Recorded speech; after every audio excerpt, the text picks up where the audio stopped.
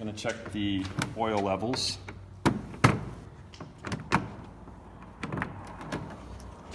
So the oil fill is right here. So I'll open that up. Check to see what level it's at. So it's at 6. Normally, this will take up to 8 quarts. These engines, the 0320s, typically have a lot of blow-by. And so most people will run them at 6 quarts. And then if they fall below 6, then they'll put an extra quart in them. This one actually has air oil separator. And so it actually isn't producing much blow-by anymore. So you typically only have to put like a quart in, like maybe every 10 or 15 hours is all. So. Zeus fasteners. We'll probably put a quart in it tomorrow before you leave. That way you'll be at 7 quarts and not closer to the 6 mark. Then I just check the leading edge of the propeller, and then I check in the baffle to make sure that there's no bird's nest or there's anything in there. And then I'll check right here to make sure that the air filter is clean and that there's nothing blocking it. And then back up to this baffle here. Okay. Step out the light. This baffle here looks clean up there. There's nothing up inside it. And then the leading edge of this propeller.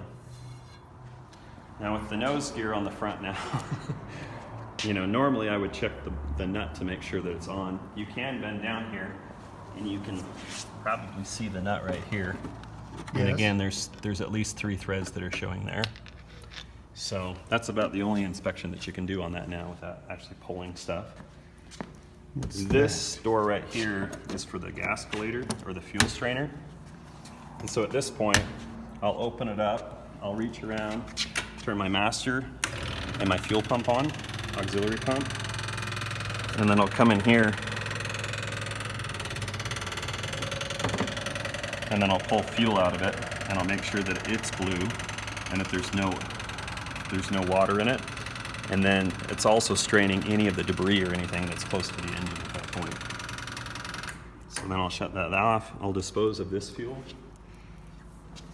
And the one important thing that you need to make sure is before you close this door back up, there's a spring that shuts that off. And you want to make sure that there's a locking point, which is a terrible flaw. I don't know why they put a locking point in here.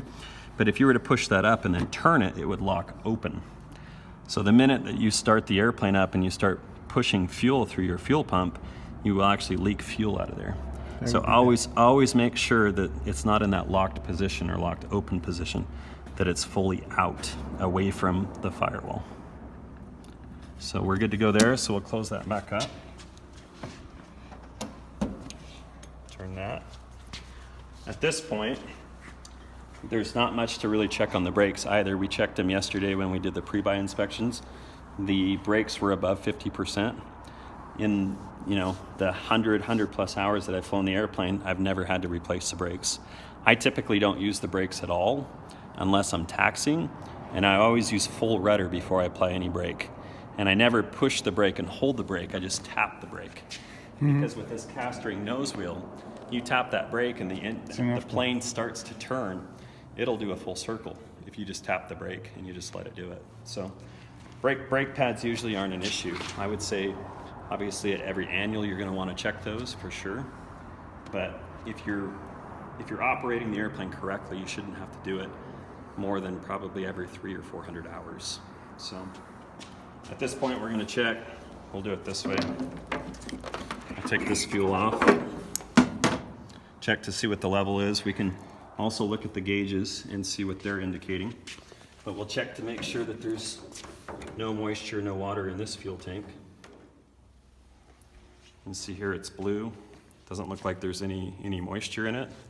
Can I put the cap back on? Yeah.